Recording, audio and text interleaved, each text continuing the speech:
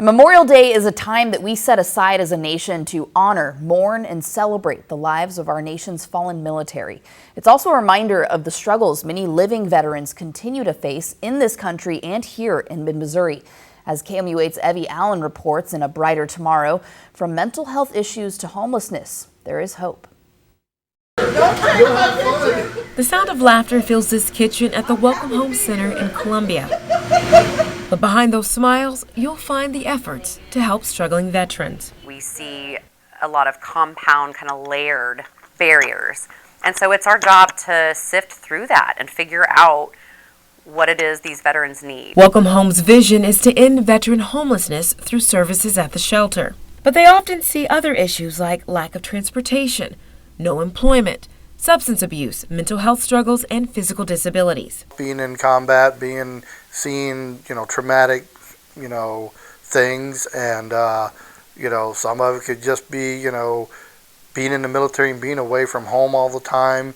Marine and Army National Guard veteran Tim Scott is the operations manager at Welcome Home and has always admired the U.S. military. That's me in Vietnam. At 3 years old, Scott met and fell in love with his real-life hero. I was an orphan in Vietnam, 1968, and he adopted me in 1971. Because of his father, a 25-year United States Navy veteran, he keeps this type of service close to his heart. I've always been very partial to the Vietnam veterans. I know they mean a lot to me.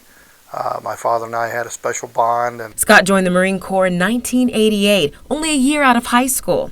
It took me, to realize certain things were happening that, I need to talk to somebody. He says things have gotten better for service members over the years with more resources available. He's also seeing more veterans reach out for help. There's things out there that can help you fight those demons that you're having and to get through those and how to handle it. It's just sometimes getting them there. According to data from the Substance Abuse and Mental Health Services Administration, in 2020, 5.2 million veterans had a mental illness and/or substance use disorder. And according to the JAMA Network, veteran suicides increased tenfold from 2006 to 2020, making suicide the second leading cause of death for veterans younger than 45. You don't really notice it sometimes, that mentally there's something going on. I didn't. In 2023, the U.S. Department of Veteran Affairs reported the total number of veterans experiencing homelessness was just over 35,500, an increase of 7.4% over January of 2022. But that declined by 52% since 2010. We still have people sleeping on the street and dying on the street. Welcome Home's Executive Director Megan Seaver says the nonprofit shelter has 32 rooms, 34 beds, and 2 family rooms, but is currently at capacity. If you're struggling and you don't know where to turn, don't be afraid to ask for help. That's your first step. I honor the fallen by serving the living. In Columbia, Evie Allen, KOMU 8 News.